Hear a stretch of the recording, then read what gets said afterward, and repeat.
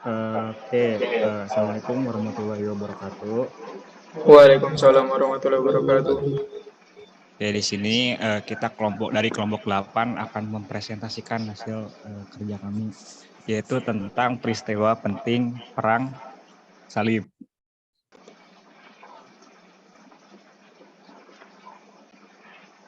Oke, untuk kelompok 8 sendiri beranggota 3 orang. Yang pertama ada saya sendiri, ada Nurdiansyah dengan NPM 20048. Kemudian ada Ferdi Eka dengan NPM 20049. Dan terakhir ada Sofyan Wahyu Nugraha dengan NPM 20051. Latar belakang dari Perang Salib ini yaitu sejarah peradaban Islam memiliki banyak cerita di dalamnya. Cerita tentang penyebaran kebudayaan dan tokoh-tokoh yang berpengaruh dalam salah satu bab menceritakan tentang Perang Salib. Sebagai gambaran, Perang Salib yang familiar bagi kita adalah suatu perang keagamaan yang sangat terkenal. Jika kita pernah menonton film Kingdom of Heaven, mungkin kita memiliki sedikit gambaran tentang Perang Salib ini. Disebut Perang Salib karena para tentara atau pejuang Kristen ini menggunakan simbol salib di tameng, baju, topi, dan segala atribut berperangnya. Perang salib ini terbagi atas beberapa periode. Di dalamnya terdapat banyak tokoh-tokoh yang menarik cerita saat pemimpin perang ini yang dapat menambah wawasan kita. Oke, lanjut. Oke, dari rumusan masalah tentang perang salib ini ada 4 poin. Yang pertama ada apa itu perang salib. Yang kedua, apa yang menjadi latar belakang yang memicu terjadinya perang salib. Kemudian, bagaimana proses perang salib. Yang terakhir, bagaimana akibat dan dampak perang salib. Kemudian ada Perang Salib. Perang Salib adalah gerakan umat Kristen di Eropa yang memerangi umat Muslim di Palestina secara berulang-ulang mulai abad ke-11 sampai abad ke-13 dengan tujuan untuk merebut tanah suci dari kekuasaan kaum Muslim dan mendirikan gereja dan kerajaan Latin di timur. Dinamakan Perang Salib karena setiap orang Eropa yang diikuti bertempur dalam peperangan memakai tanda salib pada bahunya, lencana, dan panji-panji mereka. Kemudian ada istilah ini juga digunakan untuk ekspedisi kecil yang terjadi selama abad ke-16 di wilayah luar benua Eropa. Biasanya terhadap kaum pagan dan kaum non-Kristiani untuk alasan campuran antara agama, ekonomi, dan juga politik. Perang salib pada hakikatnya bukan perang agama, melainkan perang merebut kekuasaan daerah.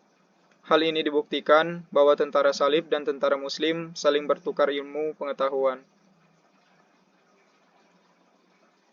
Next.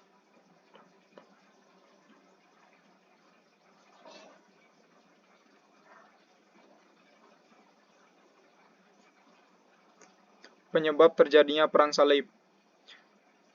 Yang pertama ada faktor agama. Pada tahun 1009, Khalifah Bani Fatimiyah Al-Hakim Bi'am Allah memerintahkan penghancuran gereja makam Kudus. Penerusnya memperbolehkan kekaisaran Byzantium untuk membangun gereja itu kembali dan memperbolehkan para peziarah untuk berziarah di tempat itu.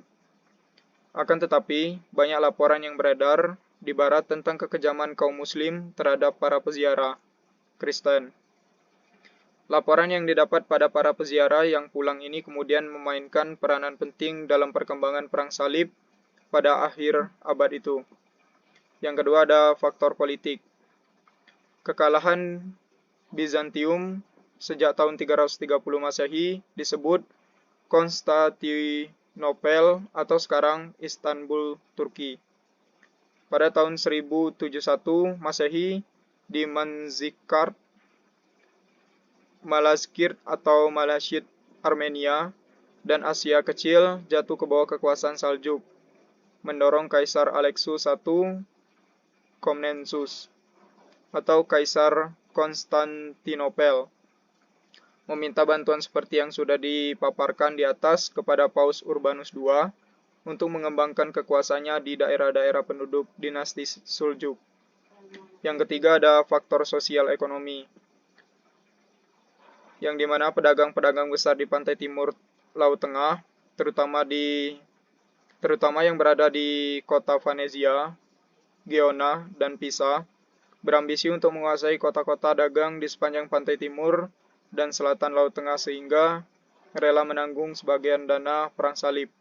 Apabila pihak Kristen Eropa menang, mereka menjadikan kawasan itu sebagai pusat perdagangan mereka. Kemudian ada proses terjadinya perang salib. Yang pertama, perang salib yang pertama tahun 1096 sampai 1099 merupakan yang pertama dari sejumlah perang salib yang berupaya untuk merebut tanah suci. Kemudian perang salib yang kedua tahun 1145 sampai 1149 adalah perang salib kedua yang dilancarkan di Eropa. Perang ini meletus akibatnya jatuhnya County Edessa pada tahun sebelumnya. Yang ketiga, pada tahun 1189 sampai 1192, dikenal sebagai Perang Salib Para Raja, merupakan suatu upaya para pemimpin Eropa untuk merebut kembali Tanah Suci dan Saladin. Yang terakhir ada Perang Salib yang keempat, pada tahun 1202 sampai 1204. Suatu ekspedisi bersenjata dari Eropa Barat yang awalnya dimaksudkan untuk menaklukkan Yerusalem yang dikuasai kaum muslimin dengan cara invasi melalui Mesir.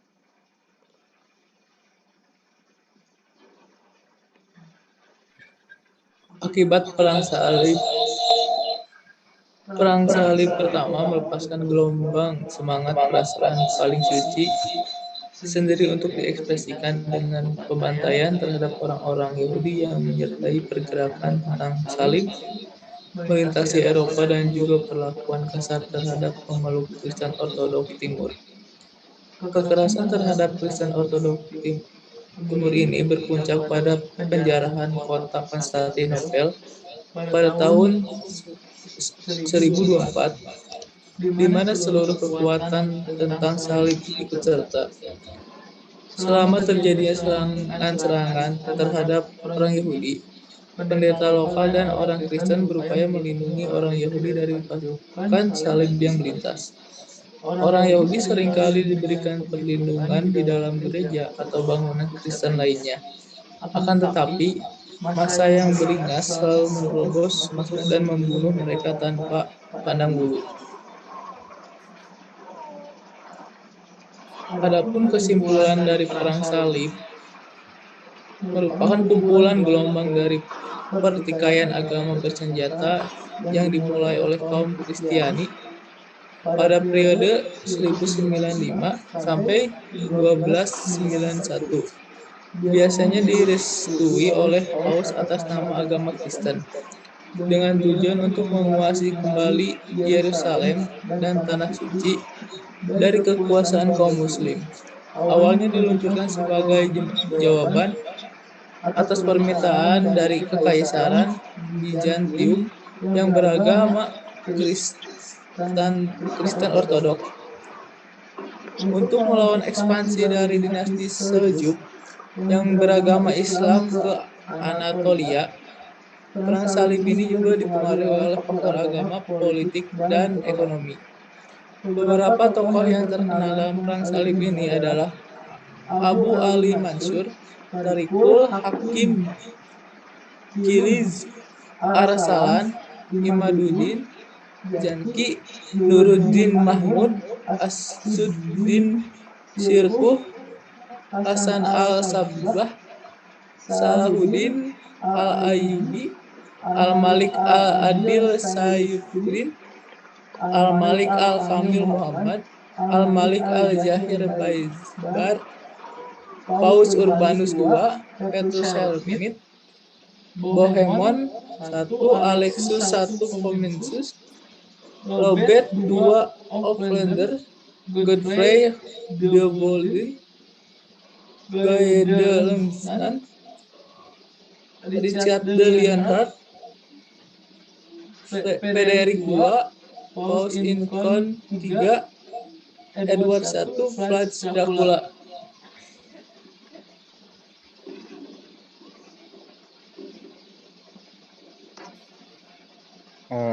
Oke. Mungkin presentasi dari kelompok 8 cukup sekian. Mohon maaf bila ada kesalahan kata. Wabillahi taufiq wal hidayah. Wassalamualaikum warahmatullahi wabarakatuh. Waalaikumsalam Waalaikumsalam warahmatullahi warahmatullahi wabarakatuh. wabarakatuh.